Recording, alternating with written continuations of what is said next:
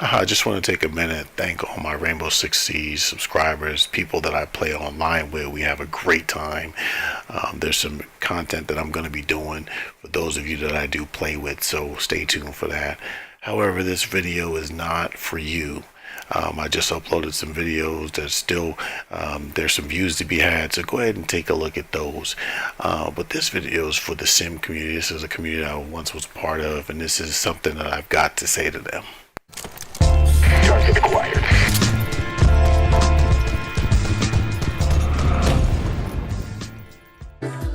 Haha, people, what's going on? BPhife here, back at you, part 2. Last video was devs getting involved in Twitter battles, shaking my head. Now, I was about to upload the part 2. I already had it made, and I was reviewing it, and I was like, you know what, maybe this isn't the best thing for the sim community at this particular time. However, I am proud of the work that I did, and I will put that up on one of my other channels. I think when you look at it, you'll see that's really what I want to say to you. However, I think I'm going to use a little more diplomacy in this particular video. So feel free to go to one of my other channels where I upload that if you really want the essence of part 2. Now, one of the benefits of not uploading that particular video was it allowed life to go on. There's been a lot of things that have gone on. Let's recap. Let's talk about some of the tragedies that have happened in this world. It appears that, you know, things have just been constantly happening since the Orlando ordeal. You know, I'm not going to go into all of it, but we've had multiple killings, multiple shootings that have involved cops. We've had things in France, etc., etc.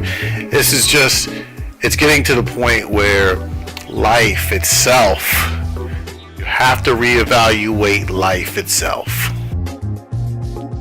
And what you see on the screen is the art of balance. See, for all of those negative things that happen in this world, there are also good things that happen in this world. See, it's all about yin and yang, as the old Asian folk tales would tell. It's all about good and bad. It's all about the art of balance. See, I've been away for a while. I've been on the fallback, and I just kind of been noticing how the sim community has been happening while I've been gone. As a matter of fact, in order to really understand why the sim community is where it's at, you have to look at YouTube as a whole. See, at some point in time, YouTube itself had evolved, which made people evolved. See, it's not the happy community that it used to be. Things have left YouTube, they've gone on to different platforms. People have bigger voices or putting themselves out there a little bit more. And you can't blame anyone for wanting to put themselves out there to make a name for themselves. See, I used to make videos for the love of making videos. I started my channel with NBA 2K videos and all kinds of sports videos, Madden, etc. And I also did reviews. And I did the Blast Room, for those of you that remember. And that was back then when I did it for the love of making videos. I even threw in a couple of humor videos, a couple of parody videos, you know, just videos that, you know, were to make people laugh. Again, that was when YouTube was different. But now we're involved with the latest scandals of YouTube where, you know, you have big time YouTubers collaborating with other YouTubers, making fabricated content or creating these money monster websites and not disclosing that they own them. There's a lot going on. There's a lot going on in the sim community itself. There are people that now have aligned themselves with developers. There are people that make enough videos where developers have heard them. There are people like myself that made videos in the past and have ripple effects and have created the foundations so people now can progress and move on and create bigger platforms for themselves. You see, it's the art of balance. For everyone that goes for the stars, there's somebody like myself that goes behind the curtain and just kind of fades away and is on the fallback. I can name a couple of people that have gone for the stars and then a couple of people that have faded away. It's the art of balance. Now, what I said in my first video, basically is the catalyst for all of these videos that I'm going to make, and I think I have one more after this. And I noticed this when I looked at and did my Twitter experiment. Now, like I said, I'm not big on Twitter, but it actually really made me understand where the sim community is at. And this is the reason for these videos: the art of balance. Like I said before, when you look at the world and you look at where we are now, it's kind of hard to justify video games to be the very focal point of your day. For myself, there are a lot of things that go on in my day: my job, my kids, I travel, I have hobbies. There's a lot of things that consume me. And something like Madden or 2K or any other game for that matter does not consume me. And that's not saying that the way that I choose to look at video games is the way that you should choose to look at video games. But I'm only pointing out the art of balance. I'm pointing out that when you look at in the grand scheme of things, there's a lot of things that you need to take in account when you go about your day.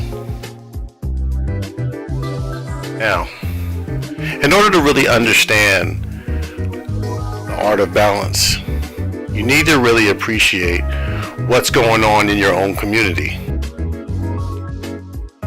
Fife, what do you mean going on in my own community? I'm here every day. I'm tweeting. I'm at it.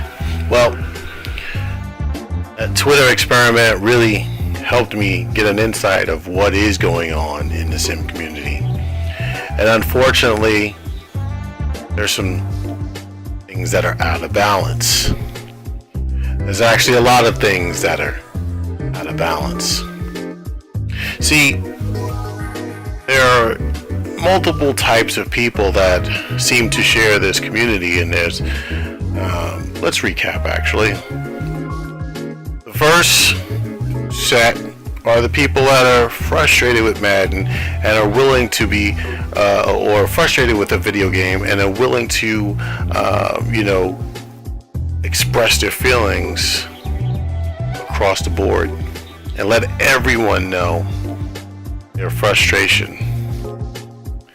And then there are people that, for whatever reason, feel that those people should not voice their frustration at said video game or said topic of the sim community, and they want to defend that entity or relationship. And then you have some people that are there to really just enjoy the fireworks and probably look forward to it, do their part to help keep the cycle going. This happens every year. So this is nothing new to the sim community. It happens over and over. You got those people. But the problem is, through all of this frustration and different factions and everything like that, you now have brought in developers into these battles, and which is why I'm making this video, because everything's out of balance. See, when I used to make videos,